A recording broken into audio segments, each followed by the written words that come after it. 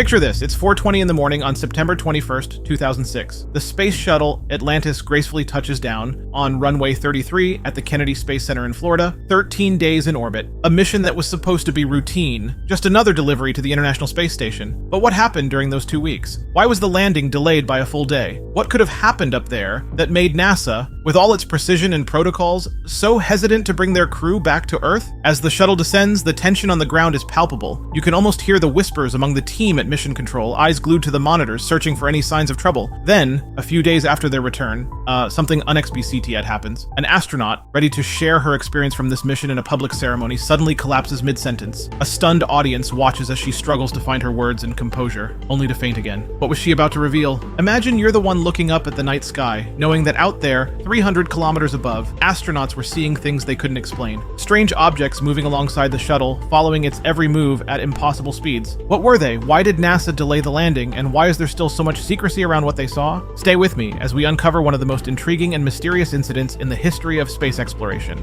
STS-115 was supposed to be just another routine mission. A simple delivery, some structural pieces to support solar panels and radiators on the International Space Station. No big deal, right? But here's the thing. Since the tragic loss of Columbia just 3 years earlier, NASA knew there was no such thing as a routine mission anymore. Every single step was under the microscope. Every decision, every maneuver calculated with extreme caution. The world was watching, and no one wanted to make a mistake. And so, with every detail meticulously planned, Atlantis finally launched on September 9th, 2006, after multiple delays due to technical malfunctions and even a powerful lightning strike. But the trouble didn't end there. Just 11 days into the mission, as the crew was preparing for their return to Earth, something was caught on camera. An unidentified object flying parallel to the shuttle at incredible speeds. The crew reported it back to Mission Control, and that's when things took a strange turn. The landing was delayed, and suddenly, everyone was on high alert. So what did they see up there? What was that object? And why was it enough to make NASA change its plans? Before we dive deeper into these questions, make sure to subscribe so you don't miss any updates on this unfolding mystery. Now, let's continue. Imagine you're one of the astronauts on board the Atlantis. You're looking out through the tiny windows of the shuttle, expecting nothing but the vastness of space. Suddenly, a small, unfamiliar object catches your eye. It's not a satellite or space debris. It's something else, something you can't quite identify. Moving at an incredible speed, it seems to be following the shuttle's path, almost as if it's observing or waiting. The crew quickly activates the cameras to capture this strange phenomenon, and the images are sent back to Earth, causing a stir at Mission Control. And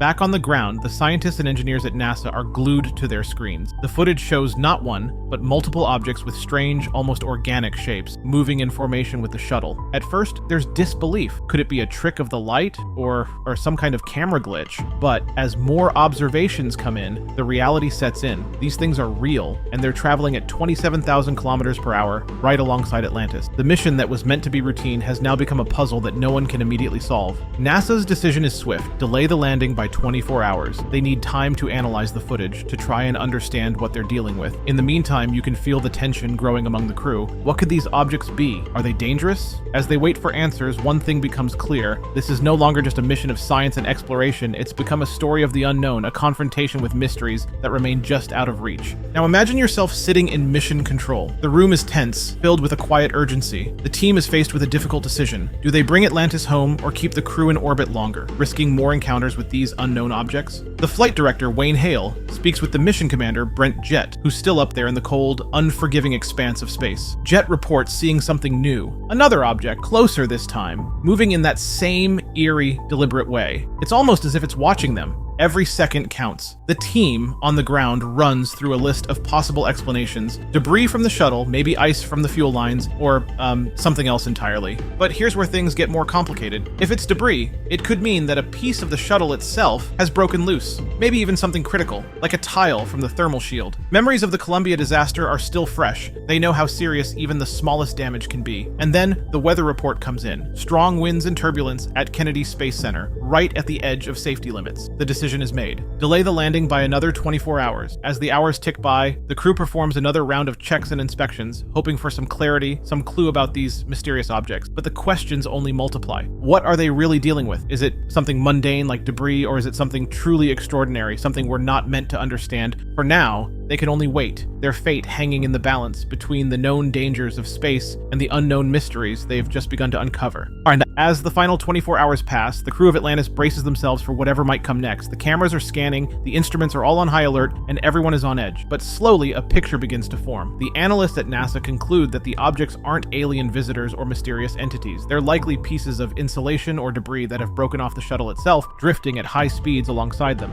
The danger was real, but not from an extraterrestrial encounter, rather, the very real threat of damage to the shuttle's critical systems. When Atlantis finally receives the all-clear to return to Earth, there's a palpable sense of relief mixed with lingering curiosity. The shuttle re-enters the atmosphere and touches down safely, but the questions still buzz in the air. Why did this happen now, and what did it really mean? At a public ceremony soon after, astronaut Heidemarie Stephanischen-Piper tries to share her experience with the world, but twice she falters, overwhelmed by the strain of the mission and the weight of what they almost faced. In the end, it's clear. Space is as unpredictable as it is vast, and sometimes the most profound mysteries are born from our own machines. But here's the thing, it doesn't make this story any less compelling. The fact that the unknown object turned out to be a piece of the shuttle itself is a stark reminder of the razor-thin line between life and death in space. It shows us that space exploration is not just about finding what's out there, but also understanding the fragility of what keeps us safe up there. And who knows, maybe the next time, it won't just be a piece of debris. So keep your eyes on the stars and stay curious, because there are always more stories waiting to be told.